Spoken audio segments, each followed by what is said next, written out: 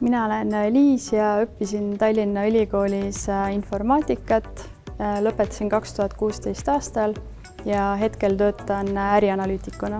Informaatika minu jaoks on kõik arvutitega seonduv, nii tarkvara kui ka riistvara. Ma tulin Tallinna Ülikooli informaatikat õppima, kuna ma sattusin ametikohale, kus nendest teadmistest on väga palju kasu ja mul oli väga suur uudishimu endal informaatika vastu.